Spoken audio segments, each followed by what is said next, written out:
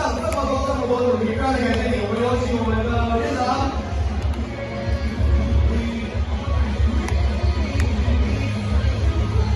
好，我们掌声欢迎徐院长。请徐院长为我们来讲话。大家的好朋友，大家晚安。晚安，欢迎徐院长。我是2001院长徐永年，在这边呢非常高兴能够参加今天晚上的盛会，祝我们一切顺利成功，谢谢。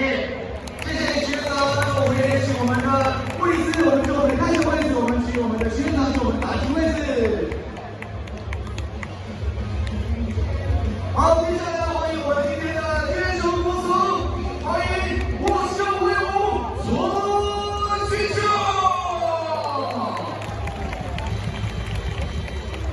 同时也欢迎我们今天担任主审的就是我们桃园市的大校长郑市长，欢迎郑市长。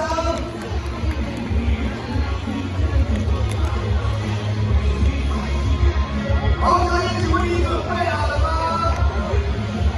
？OK， 就像你做防疫一样的好了，准备好了，现场一起来倒数，3、2、1，请投出。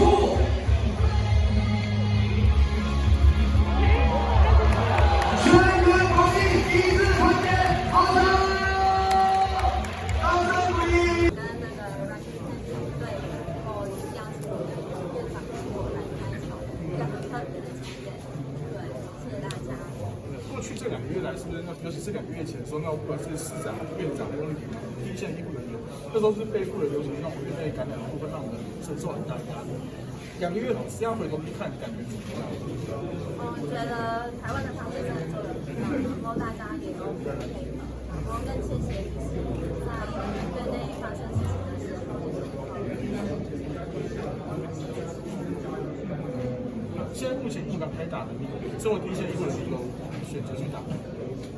我目前的话就是还是先让给就是其他跟我们很有专责的地方，他们其实就是在相较于之前来说，他们是都在照顾他们的，对，所以就是目前还是先给他们打。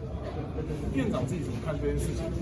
市长先聊一下，就是这整件事情这样子，那目前看起来2个月，毕竟2个月前那时候大家很紧张，可2个月后难得棒球还可以开打这样子，是不是在度过那个危机？2个月前，所有的活动都停止，很难想象布桃事件落幕了。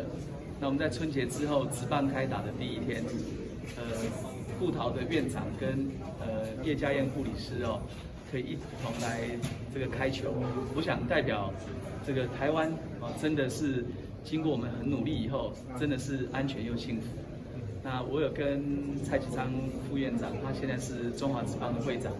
我说你接任会长的第一个开球一定要来桃园。那他说这个还是给徐院长跟那个我们的叶家燕这个护理师。那我想也代表对医护人员的致意。院长那个。